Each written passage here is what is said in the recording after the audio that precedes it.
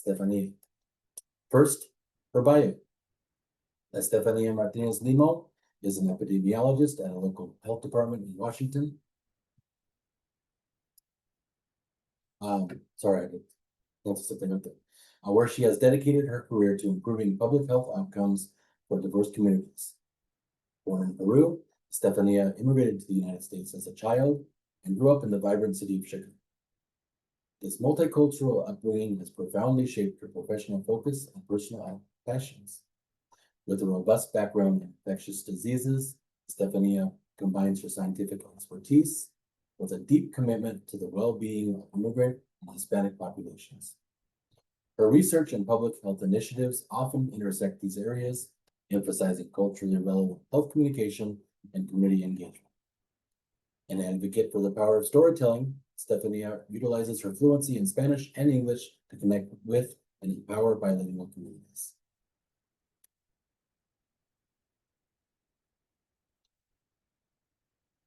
And then here, for today's presentation, my hype up here.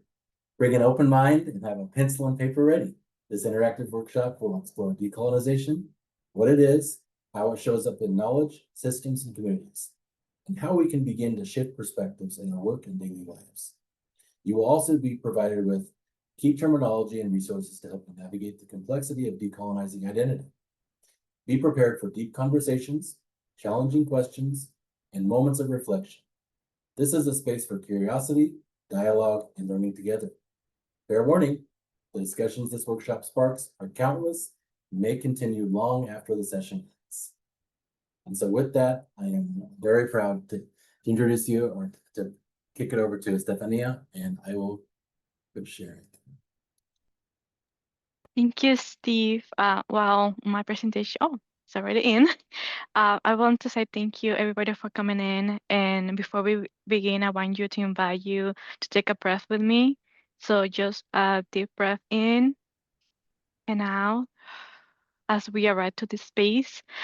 This presentation is called Decolonization with Decolonizing Identity, but it really is about a journey that you will take and what I took as well. This is a story about unlearning, about remembering, and the courage that it takes to see ourselves in systems that never meant for us. Okay, next slide. So a little bit of a disclaimer, as I mentioned before, this is my own perspective. So I don't speak for all communities, all cultures or experience. So I'm just sharing my journey, and I hope that whatever I share resonates with you and you can take it or leave it. And also I highly encourage you to seek professional support to explore those themes and questions that I'm going to ask in this presentation. Next slide. Okay, so this presentation, I will explore the questions about identity.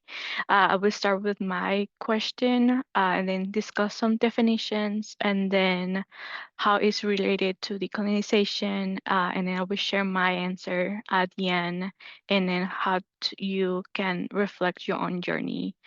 Since this presentation, it is recorded, and you are not preferring to share your task right now, I have a little, if you want to use it, a tab, you can use like a slide number along with an emoji, so it'll be easier for us when we are out of recording to revisit those slides. And if you guys want to talk more about that, it is very interesting topic. So I just wonder if you guys want to do that. Next slide. Okay, so when we think about decolonization, it's very easy to assume that's only for indigenous people or communities that were colonized, but the truth is that everyone can benefit from this work, even European descendants, because as colonization started, it just doesn't just impact people that were colonized, also it shapes our beliefs, our behavior, the system that we all inherit. So we unknowingly uphold those colonial patterns that it is in our daily lives. So for decolonizing your identity, in mind, as I want to say as well, is you notice those patterns, question them, and choose to act differently. And also is to create a space for reflection, for healing, for not assigning guilt or blame. As mentioned before, that was the mention about our community. I want this space to be for us to listen to each other and focusing on the system rather than our personal shame or personal vendettas what we might have with polit- political things. So this is a reminder that this is going to be an ongoing work that you might going to take on. I hope that this presentation can start this spark for you to do it. And then just remember that you should also acknowledge your privilege as part of your journey as we are here today because our ancestors have survived and adapted to those survival instincts. But I want you to that just to remind you that the privilege that comes is also has responsibility. So I want you to notice, learn, and add to support our equity and justice for everyone. Okay, next slide. Okay, so back. Thank you.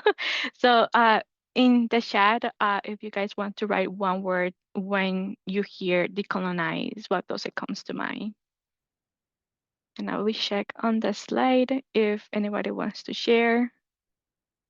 Free, roots, yeah. Action, truth, challenge, authenticity, story. Oh, those are a great example. Acceptance, yeah. Work, unlearning, and unlearn. Yeah. You guys have a lot of reflection as well. Oh, yeah, that's good. So there is, thank you for all those words that you guys provided. Decolonization, I feel like it has become a buzzword, sorry. So it's about reshaping ourselves to our history and learning about our communities. It's about unlearning what we thought that was normal and natural, what is really was a colonial mindset. Okay, next slide. So I want you to share also in the chat if you ever felt any of those um, feelings.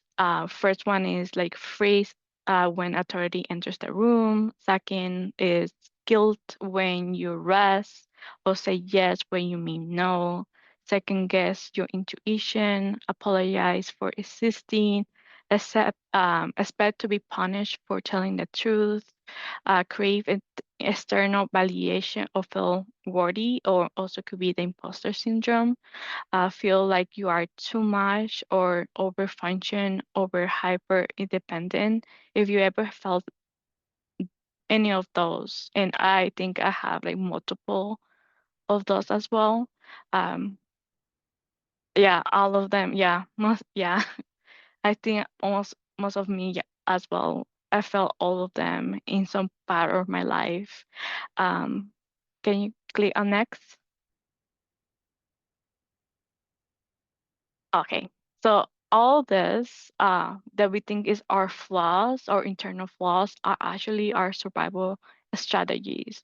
Was either created by your own life experience or have been from your ancestral to create survival for you to survive in these systems. Next slide. So I'm going to share a little bit about myself. As mentioned in my bio, I was born in Peru, and I have often challenged my identity because I have never been seen as a Peruvian. People mostly told me that I look like a West Asian, uh, even though I never met anybody from West Asia in Peru. I was very unfamiliar with that. For me, learning my identity was through my family, culture, stories, tradition, music, dance, food, like most of us, how we learn our identity. But for me, sometimes it felt like I had to know like who were those people that were telling me about like West Asian community, because I didn't know who they were, mostly from movies and other things which were negative. So I was like, who were they? But I never felt in Peru to adopt another identity. But I did have this question. But when I came to United States, I did became the other. I became the immigrant. I became Latina, which I didn't know I was Latina or Hispanic. The one with the accent, and I still have the one that looks like West Asian. But I felt that I started to perform those identities.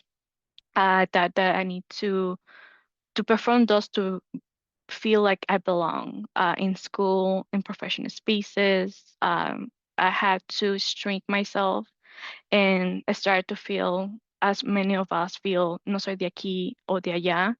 So I started to do this journey to reclaim my identity. I think I never knew when I started to do this, because I think it was in back of my mind, but I noticed that I was trying to do this. And for me, it was a long process, and I still feel like I'm still looking into like who I am. But decolonization has helped me a lot on identifying the otherness that's happening in those identities.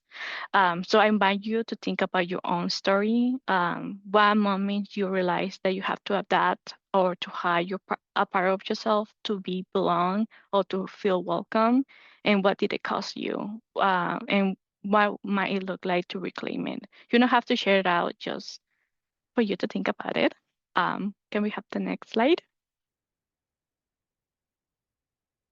Okay, so colonization, what it is. So colonization is the process where one group asserts dominance over another, taking control of its land, resources, language, culture, relationships, and this often leads to erasure in colonized groups' identity, history, connection to their heritage.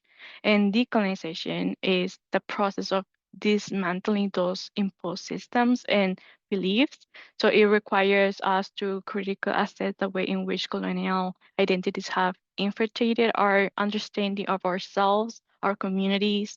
This is a kind of at the pursuit of reclaiming your own narrative, history, cultural practices that have been suppressed or distorted or erased by colonial influences.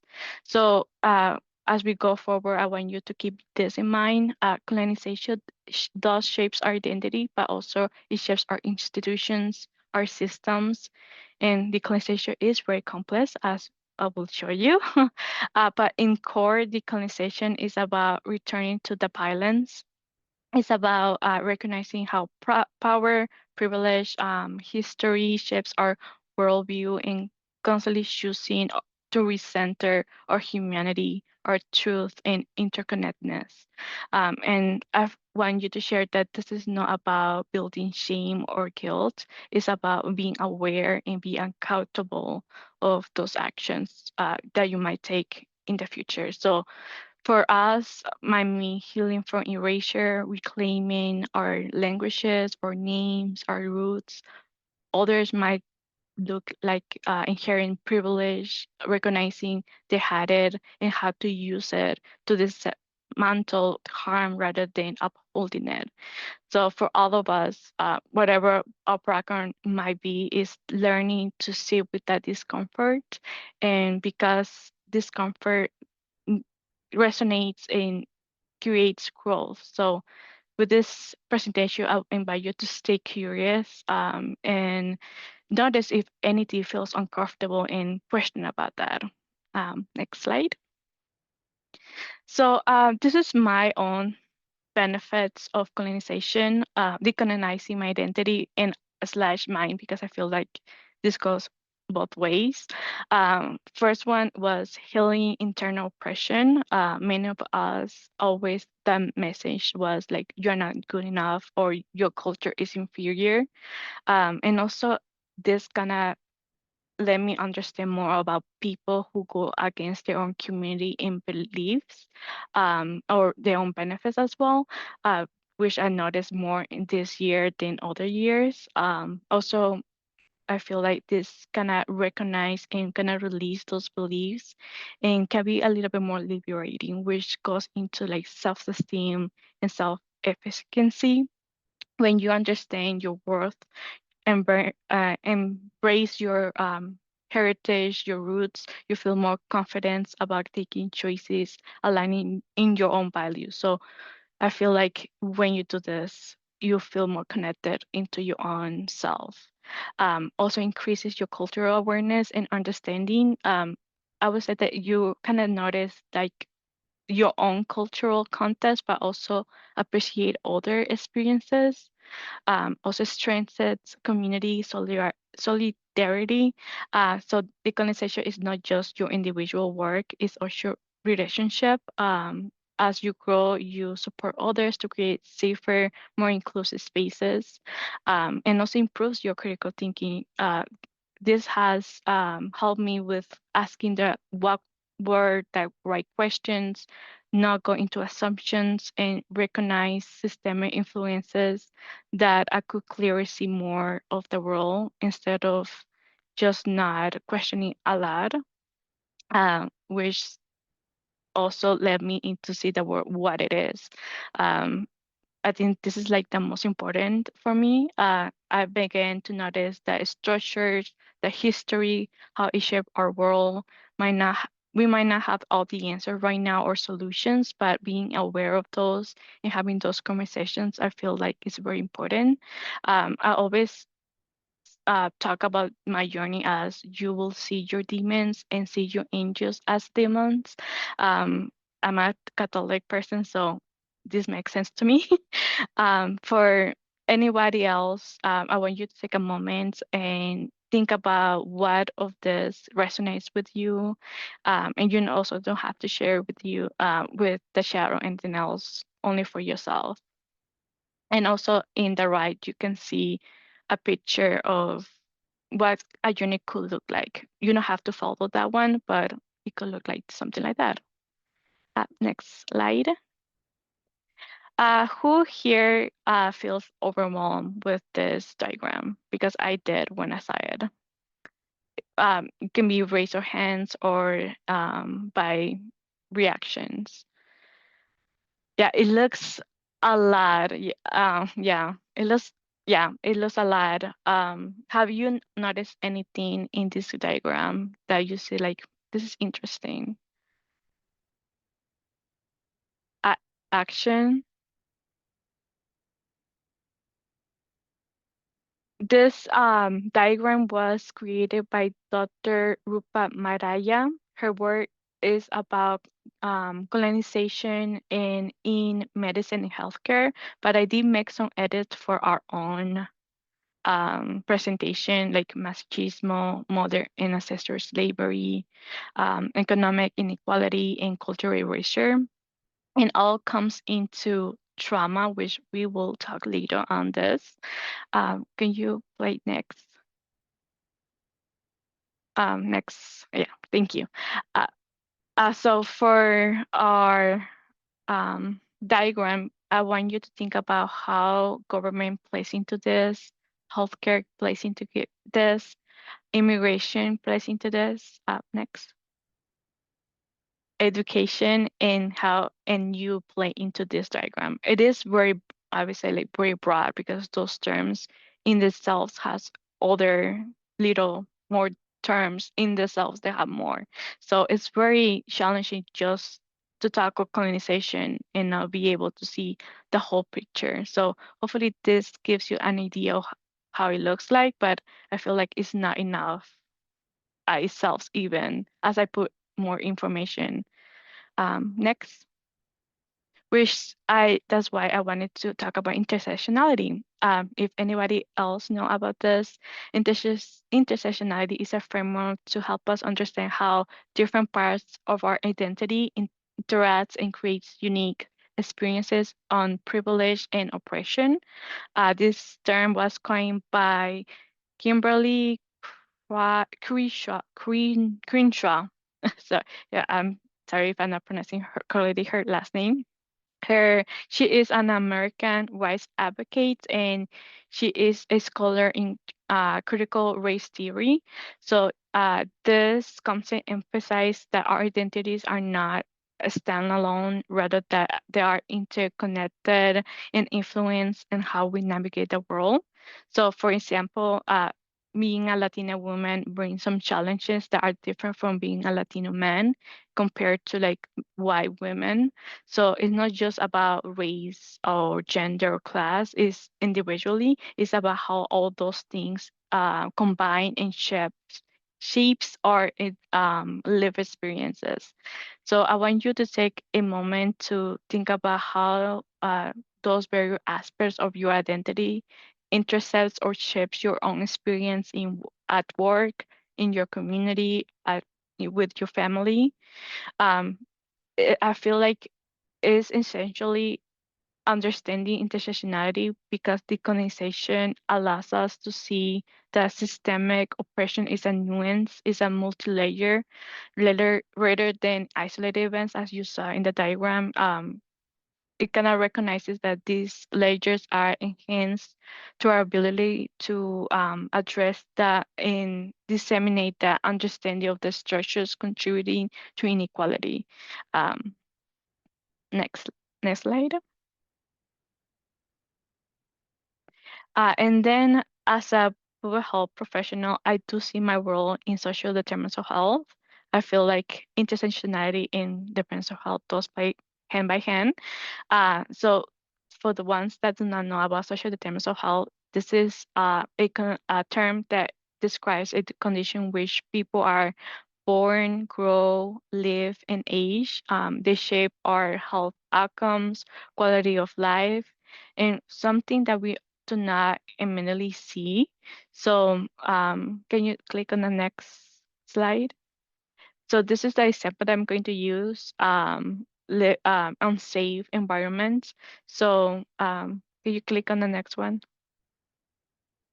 So imagine a new immigrant living in a quarter apartment above a noisy street. The building are peeling, the paint, mold in the bathroom, unrealistic heated in the winter. So all those conditions, in the sense of public health, it exacerbates the stress for sleep and long-term health issues that is going to prolong the safety, like the health of the well-being of that person.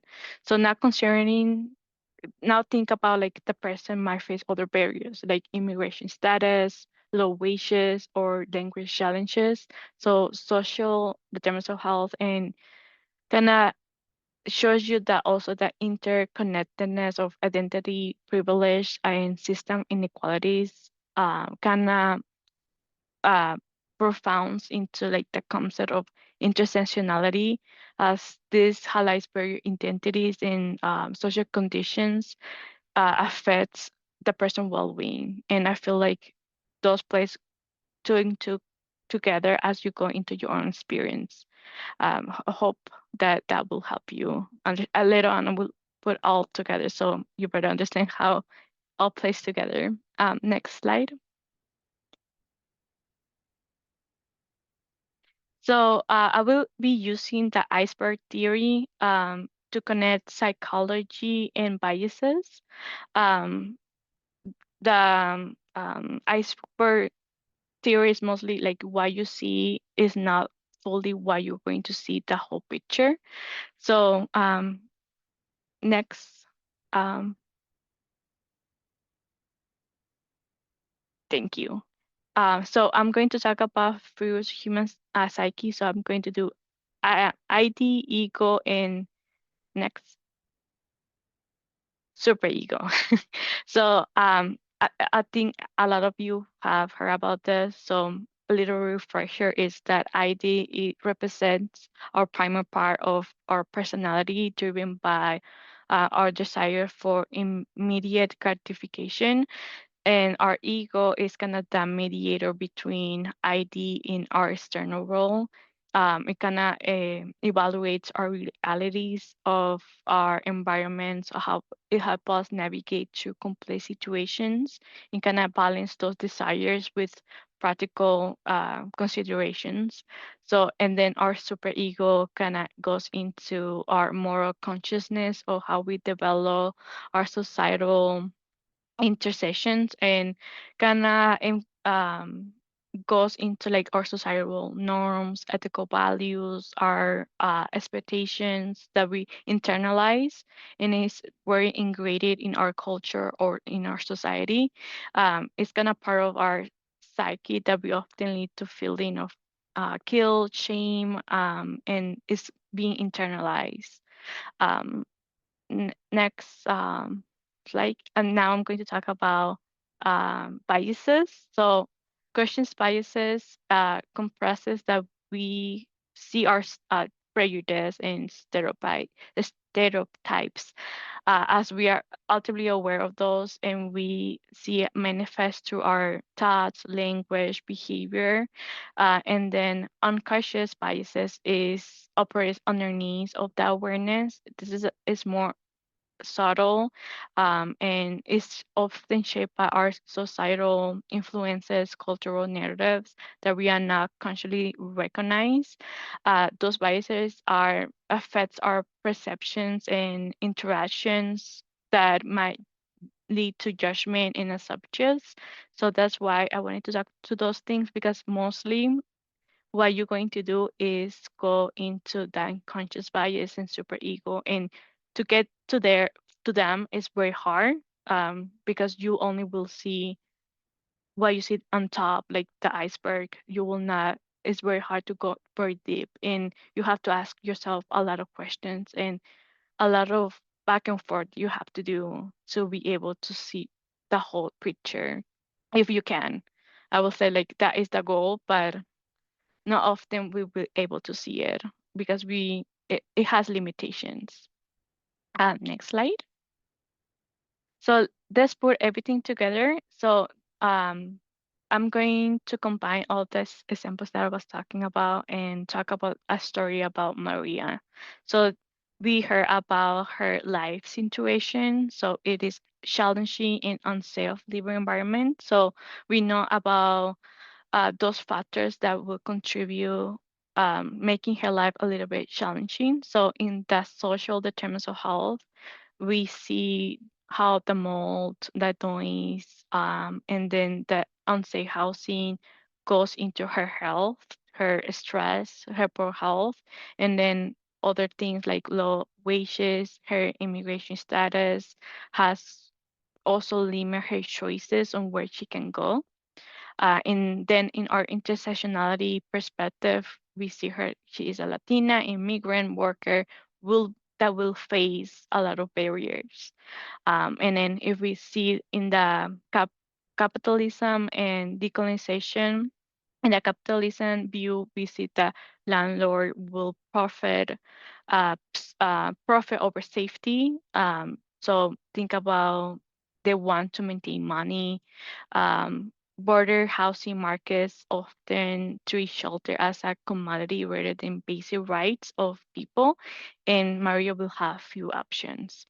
With decolonization, we can reflect that how urban development has displaced communities with policies historically, how they are not able to have safe housing or safe environments or owning property.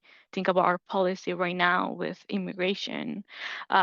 We can begin to see like her housing struggles kind of connects more largely of the system as a self, because there's a lot of oppression and inequalities that's going into this. So her fight might be like finding a good house, but there's a lot of struggles that she might have to face to find that justice.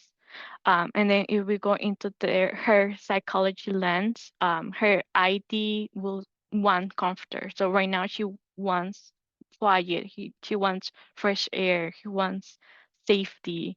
Her ego will say, well, you can afford to move right now, but you can save and maybe have somebody to expect it and maybe have resources. And so her super ego we mainly would say, oh, you should endure it silently. You should be grateful for having a house at all. So, and then which then goes into our conscious and unconscious biases. So within her community or other systemic representations that she might face, Maria can encounter people not be very dismissive of her concerns. Um, Also could be assumptions going on in hardships, biases that are sometimes implicit to remain unrecognized of her trauma that she's going doing having. This stigma kind of complicates her effort to advocate about herself and to be heard. So this is like very like a broad of like a sample that, and this is very like negative going down, but I want you to think about how you play into that system, how your biases shape your world. This is like very like dramatic example, but it's often a reality in our community. So this is an example that I want you to be thinking about. We often do not see the oppressions because we internalize it. We say like, "Oh, we're doing better. Oh, we did better than before," but we don't see the whole picture. So I want you to be able to be able to see the whole picture as it is. And I feel like I have not described the whole thing, even right now with this example. Um, I hope that helps. Next slide. And then talking about it is in our DNA, and this is talking about trauma. So colonization is just not something that just happened in history and that's it, and that that stop.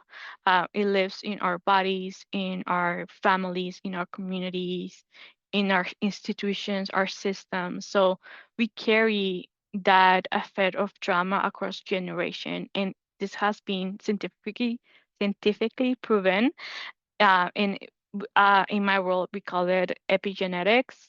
I also sharing some resources at the bottom if you want to learn more about this. But I want you to think about or have a pause to think about like any challenges, any grief, any stress that you have experienced it, and how it connects to live experience of your ancestors. I feel like we need to name those. We need to talk about those generational trauma.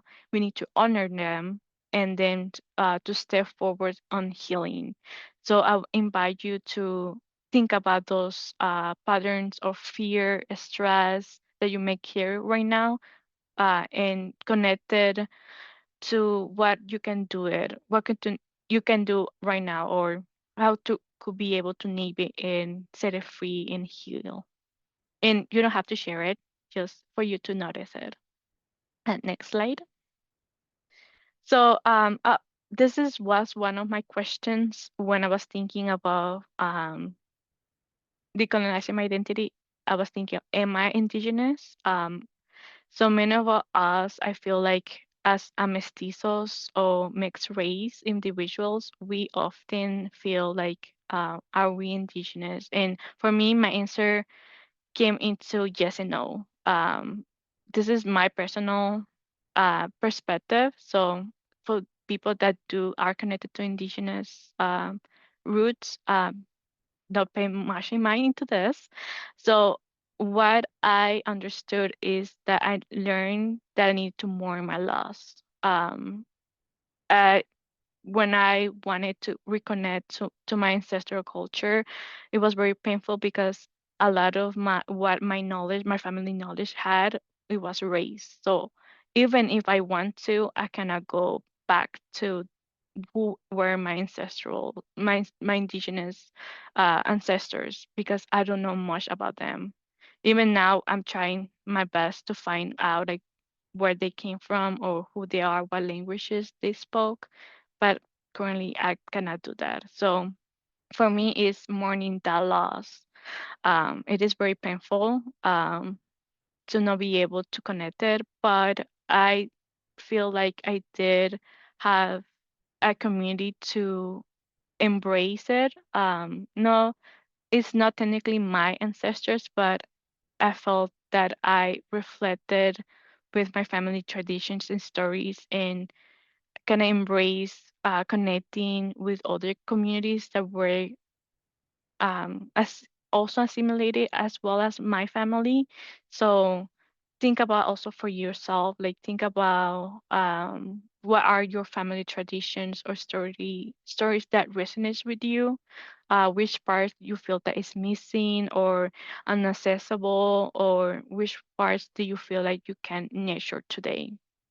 So invite you to do that with communities that still holds those traditional values, those stories, those traditions. I feel like you need to, you don't have to, but if you honor those roots as well, and I think that also is important to talk about our privilege because we are able to do this journey. Um, Not a lot of people can say I could do this journey without taking away their voices. Um, you have the ability to explore and learn and connect to those cultures, but you also have to allow them and respect them what they are sharing, because sometimes they do want to keep some story traditions, and you shouldn't be feel like attacked by that. It's just that that's how they survive. And I want you to understand that there are those are the systems, and if you best as you can support them as best as you can. Decolonizing your identity is not about claiming what was yours before. It's about understanding your history, your roots, and then building relationships with those communities in a respectful way. Next slide. Okay, and then this is going to talk about my um, answer to my identity. So when I started to go into this topic, I was amazed of how much I find my identity, how I notice how that the person I am right now is shaped by my stories, histories, expectations, power structures that I haven't noticed it before. So I love to share this journey with you, not as a person that went through this as an expert, because I think I'm not. I'm someone that is still in that path of learning. I'm still listening and I'm still growing. So I learned my identity through that perspective, well, with the aspect of I am Peruvian and that's it. Well, it's not as itself a bad thing, I would say, but I feel like we sometimes forget that Peru, well, a country, it has violence, it has history of colonization, it has still contributing in today's to minimize their voices. In Peru, we are very like everybody learns our dances. Everybody is proud to have those foods and share our music, and we are proud of that. In which I feel like that is something that I really treasure. Next, and then I'm going to talk about how actually Peru treats their people that they say that they are proud of. And this is some of the highlights of what is going on in Peru.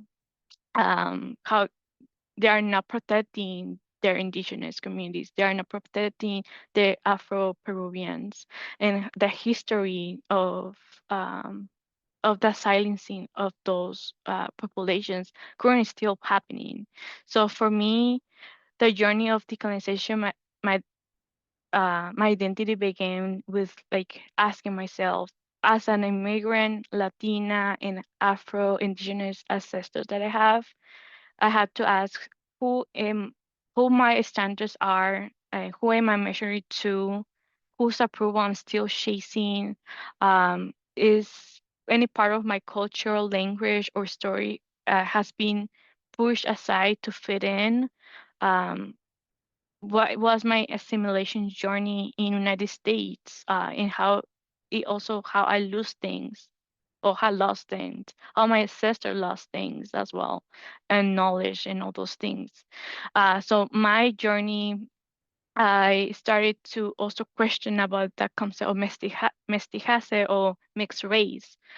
So in I think a lot of Latin American is this is still present. How mestizaje is like the idea of like all came from mixed descendants of Spanish and indigenous people, but in our society we use the Spanish ancestors as our privilege, and we highlight that in our indigenous ancestry we say as something from our like history or tradition. So in the past. And I feel like mestizajes has erased our stories for Afro and indigenous communities that are still alive today.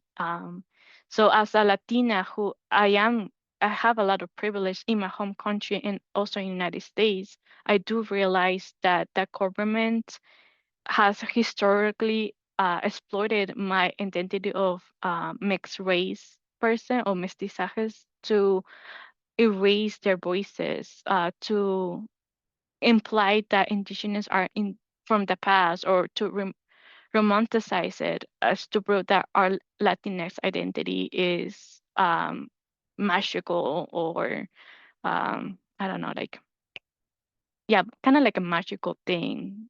I don't know how to describe that. It also suggests that our blackness is very distant. Like we try not to really claim that. So think about like mejorar la raza or do not stay in the sun too much or straightening your hair or do not act like and then use any prejudice words that you can think of. In Peru, we use cholo, no be a cholo, which is a negative context. Think about as the N word in United States, how we still use those. So the concept for me, mestizaje, also has been shaped in our art, in our literature, in our media. Well, I still love that we are learning all of our history and stories through in our culture, in Peru culture, there's still like a whitewashing of that. We do not talk about the slavery. We do not talk about the genocide. We do not talk about the pain. Any forced intermarriage, rape was going what else? There's a lot of things I think we don't talk about it because we want to just highlight our like the perfect culture that we have or the perfect identity that we say that we have. So I encourage you to reflect on that. So how do you think your athlete has supported or have challenged it or are still compliant of the narrative message of mestizaje? Are you honest with yourself about your racial identity in both the United States and in your country or origin? Well, you don't need to say anything about this right now, and you don't have to share it. For me, it was very challenging to see like the negative things that was happening. And I also saw like I'm not like a person that I need to be better. So doing this is like sorry to be very deep, but this is something that I have been challenging myself, not only for me but also for my family. Next slide. So a little bit of a positive things. For me, identity, I realize it does not come from a country; it comes from the people. And for me, music, how artists express their identities, I felt like it was the best way I could say that my identity is. So the first the music that we heard, Yo Soy by Luis Amando Morales, is about him accepting being Cholo, which I told you before, Cholo is very negative conceptation word in Peru. So I learned that we come from multiple places and we have multiple history. So as a person that is migrate to another place. I learned that the idea of soy de aquí y de soy de allá. So I wanted with this journey that I'm still in. I have not stopped. I'm still in. I have learned to that. And those other people, their own music, other people's voices have made me view the negative things that always colonization wants to hide. And that's why I felt like when I was talking about my identity with my family, we were talking about those themes and we are still thinking about those. So great conversation started in Christmas, I would say. But I would say like it helped us a lot. And it kind of reminds me to always be upfront and always talk about those hiding stories that we often do not see or hear. So I hope that through my story, it helps you go to your own journey. Next slide. So then talking about your own reflection or sharing. Well, decolonizing your identity, I feel like everybody should do. You should also, as you start, you should be aware of who you sharing this. Not every space is safe place for you to share. So I recommend you to talk to um, people that you feel like will create those safe spaces or seek professional help, therapists, counselors, community healers to guide you to reflect those process. So I just wanted to be a little of awareness of that. Next slide. And then I have a little of reflection if you want to uptake. So I will invite you to consider one practice in your work that you could reflect it through the colonizing lens, and I will give you 5 minutes. So think about one thing that you want to unlearn and that you want to practice in one community that you want to listen more intensively. While you write down your examples, for me, I realized that I had internalized ideas of ethnic minorities as a default category for uh, categorizing people from Western countries. That was something that I learned to academics, and then I'm trying to unlearn it to this reclaim it, as I would say, to think about as a global majority to recognize that our the world population has historically been marginalized by colonial systems. So for me to or to connect to communities, I want to ask them questions because well, it sounds good, global majority versus ethnic minorities. Not a lot of communities welcomes new words. So I do want to still explore this. I want to learn about their fears, if they feel connected with that word, and if there's something else, like maybe systems that are preventing this like global majority to be in place. Um, well, I leave you for you to 5 minutes. I will see the caption.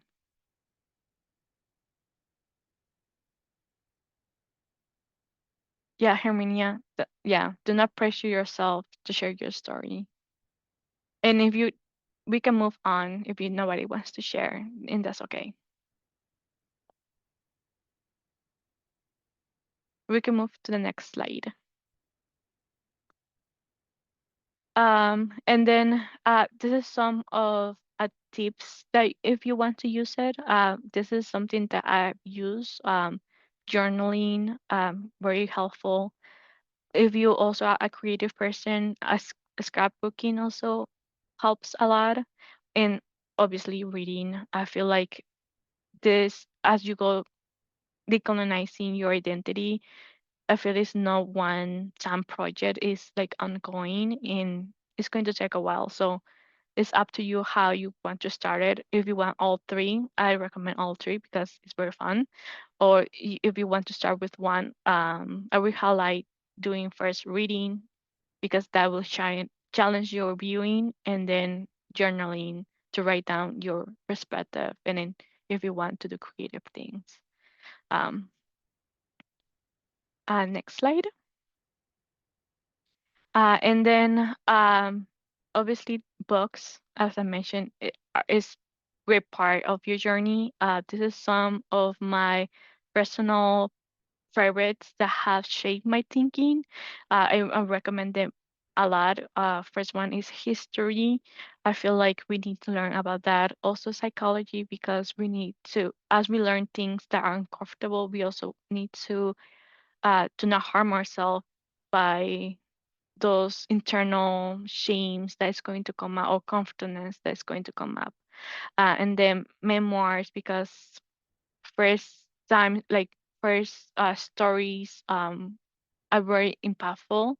And then wisdom, which gonna carries on into understanding our connectedness to other people's knowledge.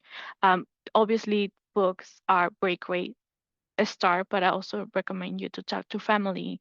Verbal stories always started in our traditions was oral histories, and they are very valuable.